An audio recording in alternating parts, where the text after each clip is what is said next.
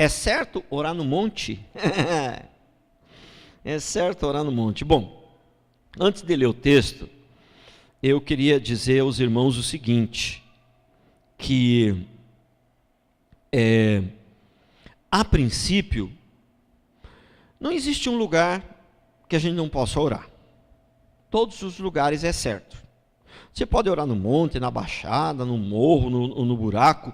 Você pode orar em casa, no banheiro, na cidade, no campo, no mato, entendeu? Você pode orar em qualquer lugar. Não existe um lugar na face da terra que é impróprio para orar. A princípio, mas nós vamos ler o texto e depois vamos explicar isso aqui. Tá certo? Então, é João 4, 20 a 24. Nossos pais adoravam neste monte. Né? Essa aqui é a mulher samaritana que perguntou para Jesus. Vós, entretanto, dizeis que em Jerusalém é o lugar onde se deve adorar. Disse-lhes Jesus: mulher, podes crer-me que a hora vem, quando nem neste monte, nem em Jerusalém adorareis ao Pai. Vós adorareis o que não conheceis. Nós adoramos o que conhecemos, porque a salvação vem dos judeus. Agora aqui o versículo 23, né? É o ponto principal aqui do texto. Mas vem a hora, e já chegou, em que os verdadeiros adoradores adorarão o Pai em espírito e em verdade, porque são estes que o Pai procura para seus adoradores.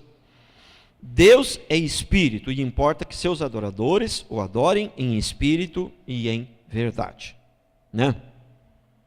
Então, eu quero dizer uma coisa a vocês. A maioria das pessoas que oram no monte, elas não adoram em espírito e em verdade. O problema não está no monte. Não tem problema nenhum de orar no monte. O problema não está no monte, o problema está nas pessoas, né? É só você fazer um teste. Se você disser que não concorda comigo, algum pastor ouvir isso aqui na rede social, tem muitos pastores que me seguem, viu, na rede social, muitos, mas bastante mesmo, entendeu? Não é pouco não, entendeu?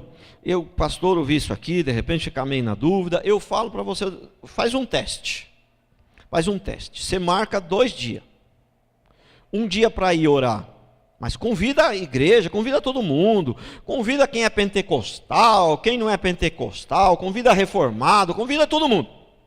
Fala, nós vamos ter 2 dias de oração, mas vai ser 2 dias de oração, né? Com fé mesmo, oração em espírito e em verdade. Um dia vai ser na igreja, no outro dia vai ser no monte. Você vai ver que na igreja vai 3, 4, no monte vai uns 200. Já começa ali o erro, por quê? Por quê? Porque as pessoas que vão no monte, elas vão com a motivação errada. Elas vão sempre esperando que ali vai acontecer alguma coisa, uma profecia, alguma coisa diferente, vai acontecer um espetáculo. Por quê? Porque ela sabe que na igreja tem a questão da organização. Então ela entende, ali é meio escuro, está meio desorganizado, às vezes o pastor nem está perto, e aí acontecem as profecias, acontecem as coisas, e ela vai sempre esperando um espetáculo. Irmão, já orei muito no monte, muito, né? E a motivação era errada ou era certa? Eu não sei muito bem, eu só sei que é o seguinte, não me arrependo. Eu só sei que é o seguinte, a gente faz e Deus vai nos ensinando e vai nos treinando. E a gente vai aprendendo, né? É isso que eu sei. Então, o que acontece? Nós íamos contar uma experiência para os irmãos. Nós íamos orar no monte, muito lá em Batuba, muito. Eu ia bastante. Eu era um dos que mais ia. E a gente ia orar no monte. E e a gente orava lá, e o monte pegava fogo, né? Pegava fogo. Então o monte ficava tudo vermelho.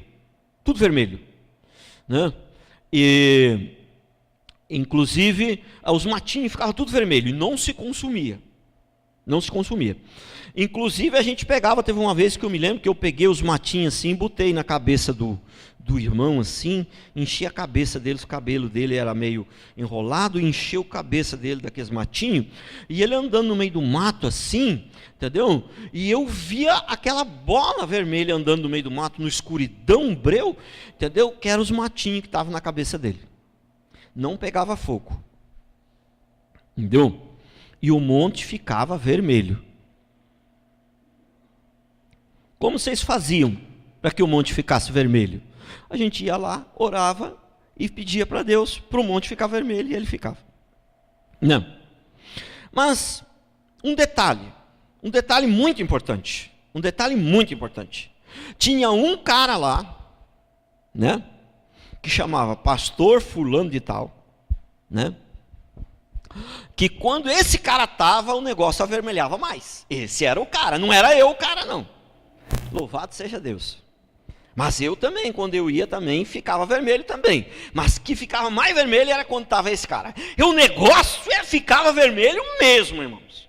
O morro todo, a gente olhava assim, tudo vermelho, cara. Não?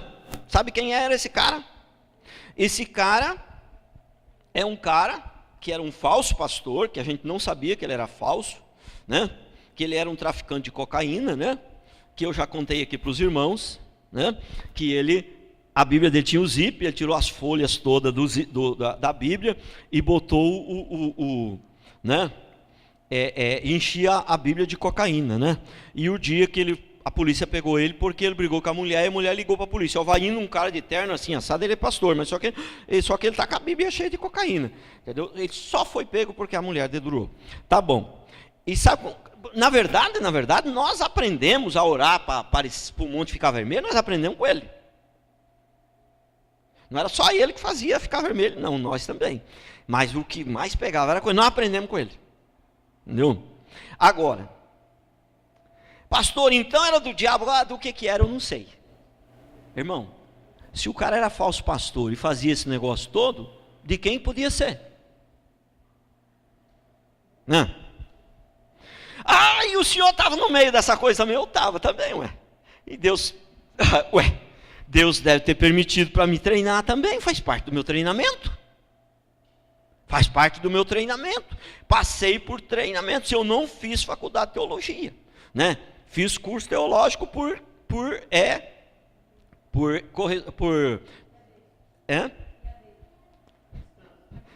à distância, telepresencial. Mas não fiz assim uma faculdade de teologia, mas a minha faculdade foi no dia a dia, irmãos. Não. Deus me levou no começo do meu ministério para dirigir uma igreja num bairro, um bairro pequeno, entendeu? E eu cheguei nesse bairro, comecei a igreja lá, expulsava demônio de tudo quanto era jeito, irmãos, era demônio para todo lado. E eu, como era meio novo ainda, não era nem ordenado ainda, mas já tomava conta da igreja e tal, e eu falava, nossa, eu sou poderoso mesmo, eu sou do fogo mesmo, entendeu? Porque aqui é demônio para todo lado, minha igreja, lá, aqui, quantos demônios vocês expulsaram na igreja de vocês? Ah, hoje não teve, na minha foi 4, só hoje, entendeu? Achava que eu era poderoso. Deus foi me treinando, foi me ensinando. Depois eu descobri o seguinte, um bairro minúsculo, tinha 4 salão de macumba fervoroso. Tinha nada a ver com eu ser poderoso, tinha a ver que ali era um lugar que o inimigo tinha tomado conta daquele bairro. Salão de macumba poderoso, era isso que manifestava o demônio, não era que eu era poderoso. Entendeu? Tudo treinamento. Foi tudo treinamento na minha vida. Entendeu? Quer dizer, se alguém vier com conversinha para minha mão, para o meu lado, e falar, pastor, Deus me deu uma revelação aqui que a sua mão é ungida, a hora que você botar a mão em alguém, demônio vai... Eu falei, essa mentira, profecia é falsa. Sai de mim, Satanás. Entendeu? Já aprendi na prática. Entendeu? Então, irmãos, essa coisa de orar no monte, eu quero explicar direitinho. Eu vou repetir. Não me digam, ninguém pode sair por aí entendendo mal e falar que o monte não pode orar, que é pecado orar no monte. Não é isso. Não existe um lugar na face da terra que seja impróprio para oração. Você pode orar em qualquer lugar. Pastor, mas o Jesus orava. Tá certo. Isso aí, irmãos, é uma longa história. O monte tinha algum simbolismo para os judeus e tal, mas Jesus mesmo, ele orava no monte, porque ele não tinha como, não tinha outro lugar para ele orar, ele não tinha como orar embaixo, ali, sem ser no monte, porque o povo não deixava, o povo tumultuava, Esse era o objetivo que ele orava no monte. Você vê que o texto é claro, né? Para os judeus, né, tinha um certo simbolismo, e até a chegada de Jesus, eles realmente tinham esse hábito de orar no monte, mas nós não somos judeus. Mas depois que Jesus chegou, ele já desfez isso. Olha o que diz, né? Mas vem a hora, versículo 23, mas vem a hora e já chegou.